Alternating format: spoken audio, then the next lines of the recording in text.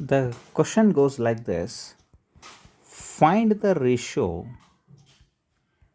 find the ratio in which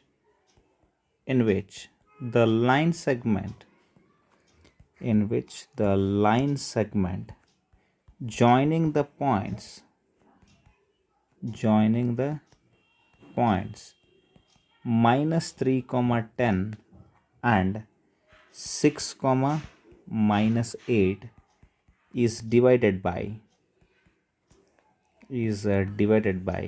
minus 1 comma 6. All right, so this question confuses a lot of children a lot of time, so that's why let's have a look at this, because so many have issues like whether we have to take k or 1 by k, something like that. Okay, let us try to have a look at this. Find the ratio. I mean, ratio means what they're asking, m1 ratio to m2, right? So in which the line segment joining the points minus 3 comma 10 and 6 comma minus 8, that means one end of the line segment is a with coordinates minus 3 comma 10. All right, another end of the line segment is b with the coordinates 6 comma minus 8. We can call them as a x1 and y1, and this can be called as a x2 and y2. All right, now they're asking in what ratio the line segment joining these 2 points is divided by minus 1 comma 6. All right, where is minus 1 comma 6? It must be here, somewhere here or here, we don't know where it is. I'm just taking randomly. So here is c, which is like minus 1 comma 6. So this is like x comma y, right? So we know this in section formula, right? In the previous video also we studied this. If you haven't seen the videos of the section formula previous video, go to second video and watch that. All right, so here I'm going to have m1, here I'm going to have m2. All right, so this is what I'm supposed to find out now. All right, so now we have the formula for x. You can choose x or you can choose y, whichever you want you can choose. Let me choose x here. The formula for x is m1 into x2 plus m2 into x1 divided by m1 plus m2. All right, so what is the value of x? Here you can see x value is minus 1, right? So let me write minus 1 is equal to, what is the value of m1? I don't know. Into, what is the value of x2? x2 is 6, I have written that, plus what is the value of m2? Don't know, so that's why m2.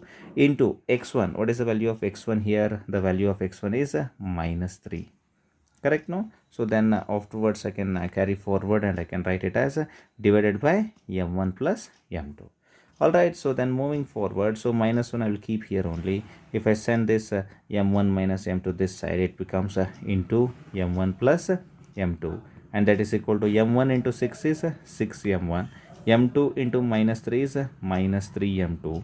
So altogether it becomes minus 1 into m1 is minus m1, minus 1 into m2 is minus m2, and that is equal to 6m1 minus 3m2. All right, so let me keep minus m1 here only, and I'm going to bring this 6m1 this side.